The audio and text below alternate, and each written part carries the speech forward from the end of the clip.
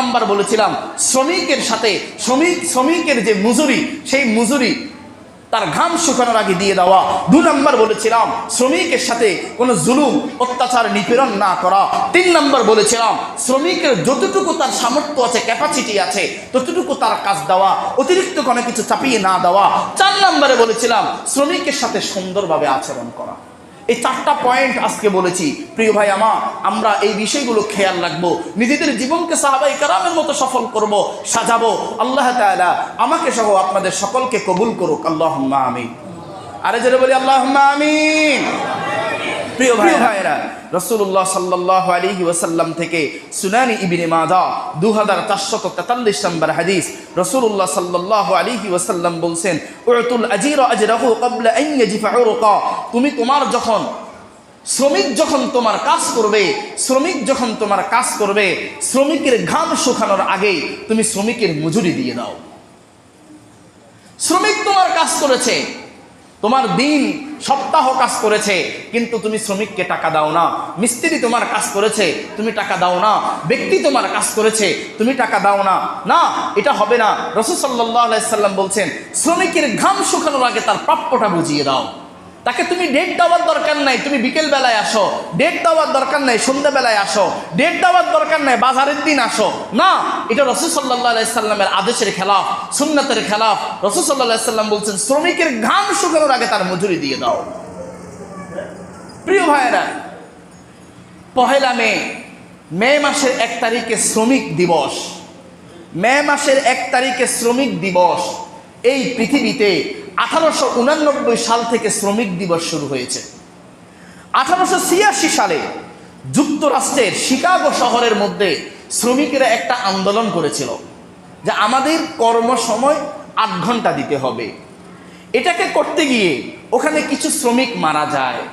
এই শ্রমিকেরা মারা যাওয়ার পরে 1889 সালে প্যারিসে পরবর্তীতে একটা আন্তর্জাতিক একটা কনফারেন্সের মধ্যে তাদের এই বিষয়টা তোলা হয়। তোলে এরপরে মে মাসের 1 তারিখে শ্রমিক দিবস করা হয়। কেন? শ্রমিকদের যেই প্রাপ্য সেটা বুঝিয়ে যাওয়ার জন্য। পৃথিবীর মানুষ 1889 সালে শ্রমিক দিবস, শ্রমিক আন্দোলন শুরু করেছে। আর আমার রাসূল 1400 বছর আগে শ্রমিকের অধিকার, শ্রমিকের হক বুঝিয়ে দেওয়ার জন্য তিনি হাদিসের মাধ্যমে, সাহাবায়ে কেরামের মাধ্যমে এই পৃথিবীতে তিনি আন্দোলন করেছেন। এই পৃথিবীতে তিনি মানুষকে শিক্ষা দিয়েছেন, এই পৃথিবীতে মানুষকে বুঝিয়ে দিয়েছেন। আজ থেকে 1400 বছর আগে শ্রমিক তোমার কাজ করবে, শ্রমিকের ঘাম শুকানোর আগে তুমি শ্রমিকের মজুরি দিয়ে দাও। আর পৃথিবীর মানুষ 1889 সালে শ্রমিক আন্দোলন, শ্রমিক দিবস নামে মানুষকে সচেতন করেছেন। আমার রাসূল 1400 বছর আগে সচেতন করেছেন। প্রিয় ভাইয়েরা, এজন্যই আমি আমার ভাইদেরকে বলবো, আমরা তো শ্রমিকদেরকে, বদলাদেরকে আমাদের কাজের সহযোগিতা করার জন্য কখনো বাড়িতে, কখনো রাস্তায়, কখনো জমিনে, কখনো মাঠে, যখনই শ্রমিকের মাধ্যমে কাজ করাই, যদিও আমরা বদলা বলে থাকি, আমি বলবো প্রিয় ভাই আমার, যেই শ্রমিক কাজ করবে তার পরিপূর্ণ প্রাপ্য তাকে বুঝিয়ে দিতে হবে। রাসূলুল্লাহ সাল্লাল্লাহু আলাইহি সাল্লামের আদেশ হচ্ছে ঘাম শুকানোর আগে তার শ্রমিকের মজুরি দিয়ে দাও। এজন্যই যত ভাইয়েরা এখানে আমরা শ্রমিকদের মাধ্যমে কাজ করাই, আমি বলবো ভাই, শ্রমিকের হক যাতে আপনি বুঝিয়ে দেন। নচেত এই যে 4 মাস 5 মাস দীর্ঘ কষ্ট করে ফসলের পেছনে দৌড়াইছি, এই ফসল আমার জন্য হালাল হবে না। প্রিয় ভাই আমার, 2 নাম্বার, কোন শ্রমিকের প্রতি জুলুম করা যাবে না। সহিহ আল বুখারী 2227 নম্বর হাদিস, রাসূলুল্লাহ সাল্লাল্লাহু আলাইহি ওয়াসাল্লাম বলছেন, আল্লাহ সুবহানাহু ওয়া তাআলা হাশরের মাঠে নিচ থেকে 3 ধরনের মানুষকে পাকড়াও করবেন। 3 ধরনের মানুষকে পাকড়াও করবেন। এক ধরনের হচ্ছে যেই সকল ব্যক্তিরা শ্রমিকের মাধ্যমে কাজ করায়, বদলার মাধ্যমে কাজ করায়, সহযোগীর মাধ্যমে কাজ করায়, কিন্তু তার প্রাপ্যটুকু দেয় না, ঘুরায়, শুধু সময় দেয়, আল্লাহ তাআলা ওই ব্যক্তিকে হাশরের মাঠে ধরে ফেলবেন। প্রিয় ভাইরা, 3 নাম্বার, শ্রমিকের মাধ্যমে আমরা কাজ করাবো। শ্রমিকের যতটুকু সামর্থ্য, যতটুকু তার শক্তি, যতটুকু তার ক্যাপাসিটি, ততটুকু তাকে কাজ দেওয়া, তার ক্যাপাসিটির বাহিরে তাকে কাজ না দেওয়া। আমি তার সাথে যতটুকু চুক্তি, আমার চুক্তি হচ্ছে সকাল 7টা থেকে সন্ধ্যা 7টা, ততটুকুই। আমার চুক্তি হচ্ছে সকাল 8টা থেকে দুপুর 2টা, ততটুকুই। আমার যতটুকু চুক্তি, তাকে নাস্তা দেওয়া, তাকে খাবার দেওয়া, ততটুকুই। আবার যদি তার থেকে সিগারেটের, বিড়ির যদি আমার চুক্তি হয়, এই চুক্তি হারাম, এই চুক্তি করা যাবে না। আমি কি সকল ফসল, যারা ফসল তুলছেন, যারা বাসায় মিস্ত্রির মাধ্যমে, কাজের মাধ্যমে, বিভিন্ন শ্রমিকের মাধ্যমে কাজ করান, আমি আপনাদেরকে বলবো শ্রমিকের মাধ্যমে কাজ করাবেন, যতটুকু আদর আপ্যায়ন আপনার দরকার ততটুকু করবেন, কিন্তু কোনো হারাম আদর আপ্যায়ন করবেন না। এটা আপনিও গুনাহগার হবেন, শ্রমিকও গুনাহগার হবে। আপনার সালাতের সময় হয়েছে, জোহরের সালাতের সময় হয়েছে, আপনার দায়িত্ব, আপনার 30 মিনিট কাজ, 15 মিনিট কাজ কম হোক, সমস্যা নাই। আপনার শ্রমিককে বলে দিবেন, বাবা সালাতের সময় হয়েছে, সালাত আদায় করো। যদি সে আদায় না করে, আপনার জিম্মাদার শেষ, আপনার জিম্মাদারিত্ব শেষ। আপনার সাথে চুক্তি হয়েছে নাস্তা, আপনি নাস্তা দিবেন নির্দিষ্ট সময়ে, কিন্তু আপনি বিড়ি দিতে পারবেন না, হারাম কিছু দিতে পারবেন না। শ্রমিকের যতটুকু তার সাথে ক্যাপাসিটি আছে ততটুকু। যদি আবার শ্রমিকের কাজ আমরা যারা করি, আমরাও অনেক আমানতদারিতার সহিত কাজ করতে হবে। মালিক থাকলে যেভাবে কাজ করি, মালিক না থাকলেও সেইভাবে কাজ করতে হবে। মালিক থাকলে আমি পেশাবের নাম দিয়ে 1 মিনিট, মালিক না থাকলে ইস্তেঞ্জা পেশাবের নাম দিয়ে আধা ঘন্টা, হারাম।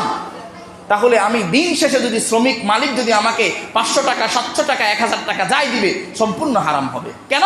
আমি মালিককে ফাঁকি দিয়ে টাকা নিয়েছি।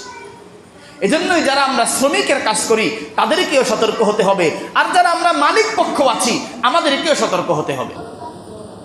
রাসূলুল্লাহ সাল্লাল্লাহু আলাইহি ওয়াসাল্লামের খেদমত করেছে হযরত আনাস রাদিয়াল্লাহু তাআলা আনহু 10 বছর। হযরত আনাস বলেন, আমি 10 বছর রাসূল সাল্লাল্লাহু আলাইহি সাল্লামের খেদমত করছি, কোনোদিন রাসূল সাল্লাল্লাহু আলাইহি সাল্লাম আমার সাথে কটু কথা বলে নাই, কোনোদিন রাসূল সাল্লাল্লাহু আলাইহি সাল্লাম আমার সাথে রাগ করে নাই। আর শ্রমিকেরা আমাদের কাজ করে, একদিন কাজ করার পরে কানে ধরে, জীবনে আর তার কাজ করবো না।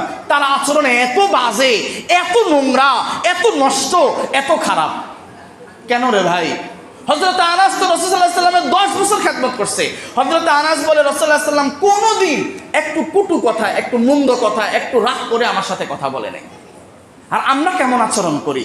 শ্রমিক আমার কাজ করার পরে, বদলা আমার কাজ করার পরে, মিস্ত্রি আমার কাজ করার পরে, কোনো ব্যক্তি আমার কাজ করার পরে সে কানে ধরে, জীবনে আর তার কাজ করবো না। তার আচরণে এত বাজে।